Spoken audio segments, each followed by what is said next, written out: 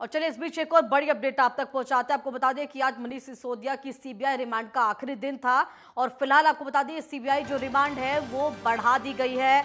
आगामी आपको बता दें कि 20 तारीख तक के लिए सिसोदिया सीबीआई रिमांड पर न्यायिक हिरासत में रहेंगे, ये कहा गया है। आपको बता दें कि दिल्ली से इस वक्त की बड़ी अपडेट, जहां पर मनीष सिसोदिया को लेकर अपडेट निकलकर सामने आ रही है। आज सीबीआई रिमांड खत्म हो रही थी।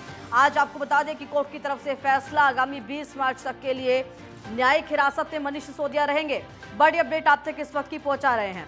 तो आपको बता दें कि यहां पर जहां एक तरफ कहा जा रहा था कि जमानत के लिए भी अर्जी यहां पर दी गई है उनके वकील की तरफ से, लेकिन साफ तौर पर यहां पर वो अर्जी खारिज करते हुए 20 मार्च तक न्यायिक हिरासत में मनीष सिसोदिया को भेज दिया गया है।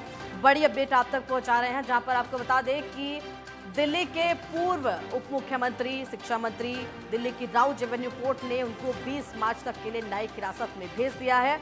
और इसी के साथ जहां एक तरफ अब आदमी पार्टी की तरफ से आरोप लग रहे हैं कि ये तमाम जो जांच है वो बेबुनियाद है, बेबुनियाद आरोप मनीष सिसोदिया पर है, तो वहीं आपको बता दें कि दिल्ली की राउज एवेन्यू कोर्ट की तरफ से आगामी 20 मार्च तक मनीष सिसोदिया को न्यायिक हिरासत दे दी गई है।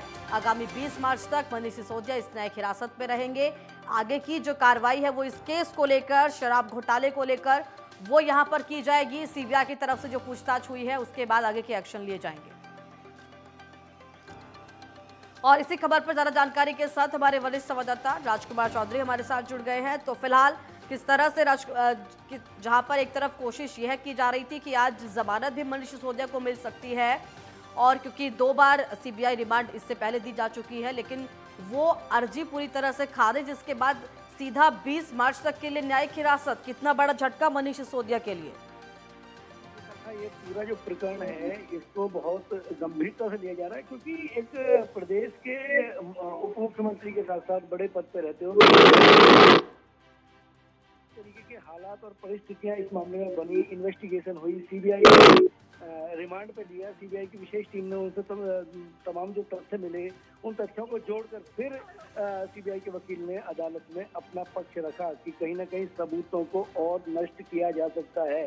इस बात को ध्यान में रखते हुए इन्हें न्यायिक हिरासत में भेजा है। और अब जो अगली सुनवाई होगी देखना दिलचस्प होगा कि उसमें किस करवट बैठता है। वही इस पर विपक्ष भी एकजुट होता हुआ दिखाई दे रहा है। विपक्ष की तरफ से आपको बता दें कि कई राजनीतिक पार्टियों की तरफ से प्रधानमंत्री को चिट्ठी लिखी गई कि नेशनल एजेंसियों का दुरुपयोग हो रहा है इसी केस को लेकर।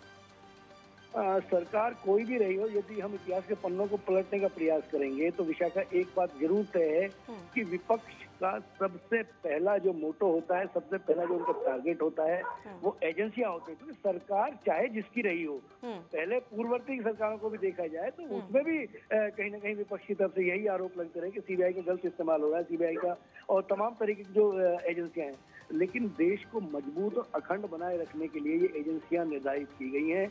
इनके पास संवैधानिक पावर है, संविधान की व्यवस्था है, उस व्यवस्था के अनुसार तमाम चीजें चलती हैं।